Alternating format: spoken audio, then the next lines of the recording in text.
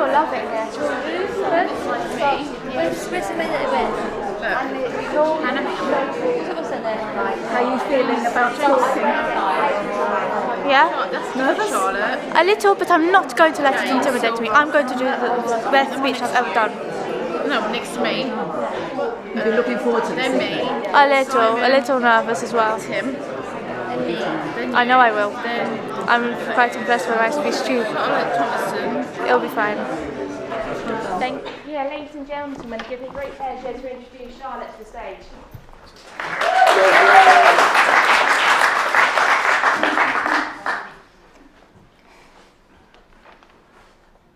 Good evening, ladies and gentlemen. My name is Charlotte Archer. Tonight, I am going to tell you about living with autism and how it has affected my life for the better. I can split my life into two parts: before and after, pre-diagnosis and post-diagnosis, old Charlotte and new Charlotte. I attended mainstream primary and secondary schools. I struggled both academically and socially whilst I was there. At primary school, I'd sit on the bench in the playground watching the others doing skipping games. When I moved up to secondary school, not much changed. I did not find it easy to make friends with my peers. Teachers regularly reassured me I had to wait for them to mature and grow up, and that this would happen as we progressed up through the school. My grades dropped as I struggled to write my thoughts down. Sometimes I found it hard to grab hold of my thoughts in the first place. Throughout school, I was badly bullied by both children and teachers. Children have an ability to detect different and weird in others. In my desire to have friends, I kept silent. One time in year 10, after my exam results had come back worse than expected, my teacher carried out an experiment. She would ask me each question verbally, and then I had to write down the answers.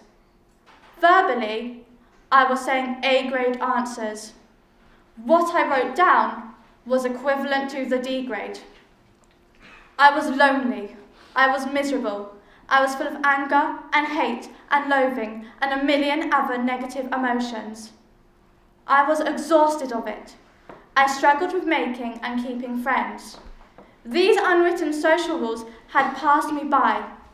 I could not understand or follow what I did not know about.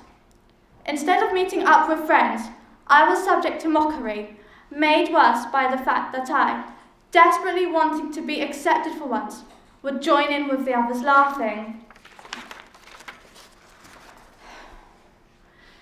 Even before official diagnosis, various improvements were noticed in me when I started being supported by the Hope Centre under the auspices of Norwood.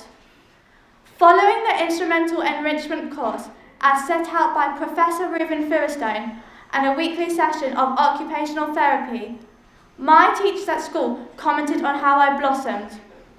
My grades crept up and I left school with 2 C's and a D, an achievement I was immensely proud of.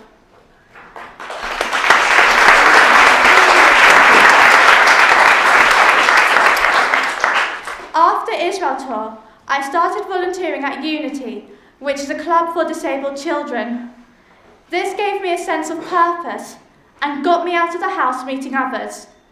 This therefore fulfilled a social need in me I had previously ignored and restrained, pretending I did not need friends. Norwood was, and still is, a lifesaver.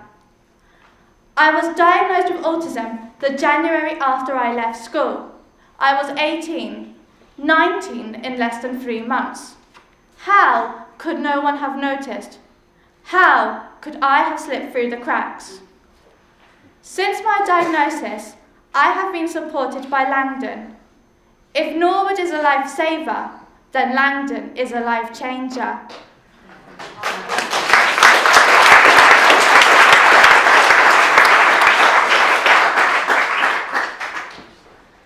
Langdon have assisted me socially, employment-wise, and to become more independent. I have a session once a week with my Employment Opportunities Coordinator, Ella.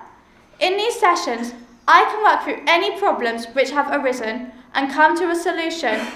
But more often than not, we are celebrating my successes. She is also in constant communication with my bosses who update her with my progress. Last summer, I completed my NVQ Level 3 in childcare and early years education, a feat I would never have dared thought possible if I had not had a supportive team of colleagues cheering me on.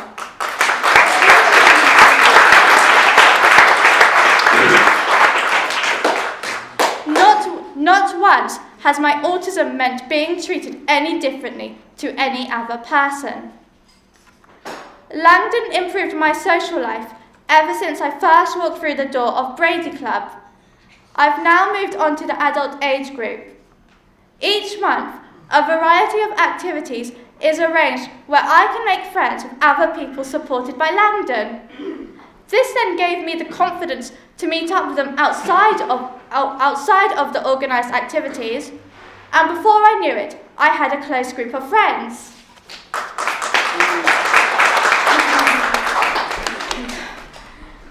Having outreach support from Langdon has also changed my life. I have gone from not being able to do anything to being able to carry out the everyday domestic chores and tasks that others take for granted. This includes cooking, ironing, and financial matters such as budgeting. With the help of my support worker Sandra, I've become independent, and I'm now working on moving out into a flat of my own. I've only been able to scratch the surface of my autism. There is so much I have not been able to say, but I hope I've left you with an understanding of how life has become better post-diagnosis. I hope you have enjoyed my speech, and thank you for listening.